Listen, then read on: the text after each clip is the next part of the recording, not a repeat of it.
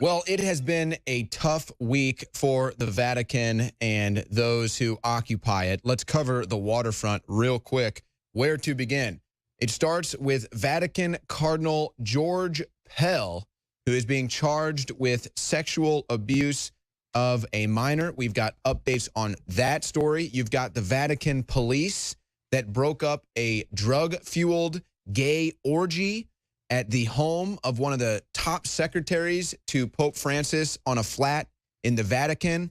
And then you've got Joachim Meisner, a German Roman Catholic cardinal, dead at 83. Meisner was considered to be one of Germany's leading conservative members of the Catholic Church.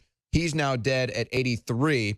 I bring in Dr. Jerry Corsi to discuss this with me. And Jerry, one thing when you were investigating into this that you noticed the same thing I noticed, we can't find a cause of death on Joachim Meisner's death. Very strange. It is very strange. I mean, he was 83 years old, and so I guess the presumption is, well, he's old, he died. But they don't even say that. They don't say that. No. They don't even say old age, natural causes. No, and he was opposing directly shall we say, evolving philosophy or approach of Pope Francis to sex. And specifically, it was in opposition to this letter that the Pope had written, which was kind of like an evangelical letter called The Joy of Love, which was one of... Or Amoris Laetitia. Right, in Latin. And basically, what he was objecting to, essentially, was that the Catholic Church under Pope Francis is saying they're going to accept divorce and they're going to reallow to the sacraments someone who is divorced after a period of time, whereas the traditional and Orthodox conservative Catholic theology would be that marriage is permanent and that you can't get a divorce and still enjoy the sacraments of the church. So this would be considered to be... And that's Catholic teaching. That's Catholic teaching. I mean, this is all Catholic Orthodox theology. See, the real, what's going on, Pope Francis is opening up the church to a leftist, New World Order, globalist view. I mean, he's embracing Obama on climate change. Right. Open borders. Open borders. He's got, he's praising all around the world. It's a globalist stance. It is. It's really an anti-Christian stance, too. It's this whole ideology, you know, of Marxism applied into Christianity, which is, you know, a whole theology, a revolutionary theology that the Catholic Church has opposed. Well, that's a good point, too, because you're taking the old doctrine of the Catholic Church, right, the old morals of Christianity, and you're spewing it and you're tainting it with the new fake morals, the fake virtues of globalism and tolerance. Precisely. Oh, and see, it's called liberation theology, which was really invented by the KGB. The KGB was the producers of this whole liberation theology, and so the Russians are just running everything. It spread through. Yeah, the Russians did. Yeah, it spread through South America and was a cause of a lot of the revolutions. A lot of the Catholic clergy became liberation theology, and Pope Francis came up in that tradition. Now, it is a Marxist interpretation of Christianity that Christ, you know, supposedly in sympathy for the poor, opposed capitalism. Well, you know, these were not even concepts. Just like modern day liberals. Just like modern day liberals. And, you know, it has been a very powerful theology for the left to oppose traditional Catholic Orthodox teaching. Now, Pope, by the way, just to think of the contrast, remember that Pope John Paul II was widely credited with bringing down the Berlin Wall with Ronald Reagan. You know, and the whole, and was shot. And he was known as more of a conservative pope. Very conservative. He opposed Reagan, and Pope John Paul II got together on the idea they were going to bring down communism. And they believed they could do it. And they were both shot, as you recall. Shocking. Yeah, and then they had to bring in the bulletproof Pope golf-mobile type of thing that is now seen in commonplace. I want to get to some of the details on this, right, Dr. Corsi. Now, first, let's get into the Vatican police raiding a drug-fueled gay orgy at top priest's apartment. Now, this is interesting because the details of this story, I think, need to be noted. Vatican police raid a drug-fueled gay sex party at a top priest's apartment near the city. The apartment's occupant, who was not named by police, not sure why, serves as a secretary to Cardinal Francesco Cacu Palmerio, a personal advisor to Pope Francis, one of his top advisors. That kind of reminds me of the Mayor de Blasio of New York and one of his top advisors, Jacob Schwartz, going down for having pedophile porn, lots of it, on his computer. Disgusting. The apartment belongs to the Vatican's Congregation for the Doctrine of Faith. This is where it really gets twisted to me. The branch that reviews appeals from clergy found guilty of sexual abuse of minors. Police arrested the priest, hospitalized him to detox him from the drugs he had ingested. So obviously he's doing a lot of drugs.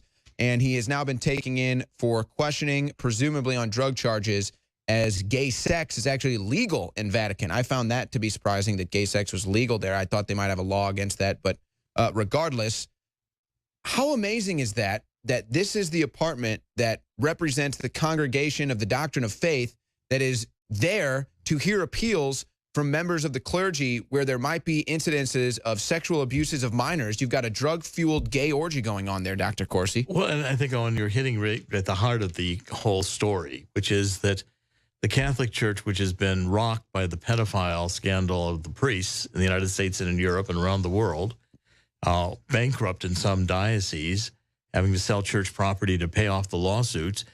This congregation for the, this whole, in the clergy, which is what rules the Catholic Church, the Congregation for the Doctrine of the Faith is like the highest you get.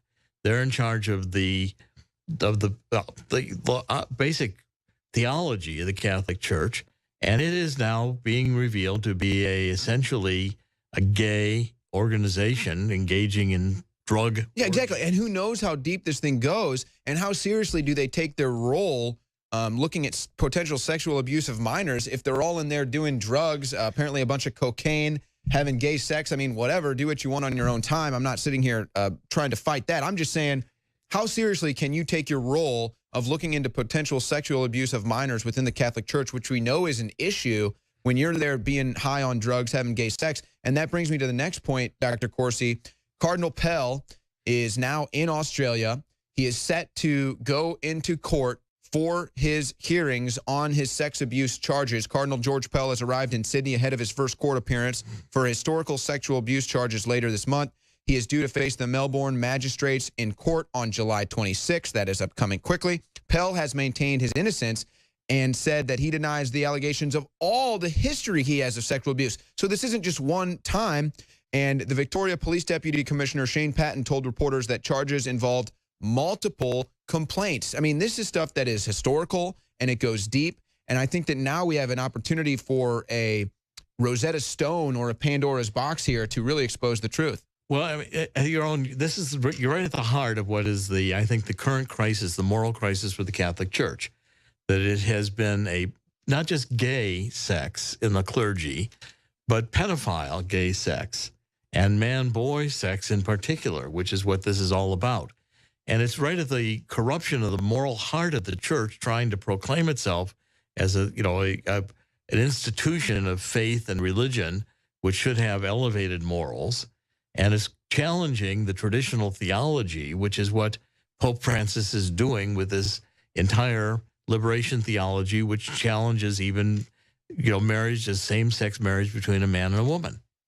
I think, and I'm going to go a little bit off here for the final 50 seconds of this, people would ask why. Why is this going on? Why are there pedophiles in the Catholic Church? Why are there people having gay sex in the Catholic Church? What is going on here? Well, there's elements of blackmail involved. And Dr. Corsi, I'm not speaking for you. I'd like to hear your opinion on this real quick. But I think that the Vatican has been largely responsible for covering up a lot of human history. And they blackmail people into getting them to cooperate with that. Any comments on my thoughts there? Well, I mean, there's good basis for it. And I think it'd be a long discussion, be a very interesting one. And what we have here is this corruption at the heart of the church is challenging a church which is diminishing in its followers, since Vatican II, and will lead to the further demise of the church in a way that is like the third prediction in Fatima. The corruption inside the church destroys the church.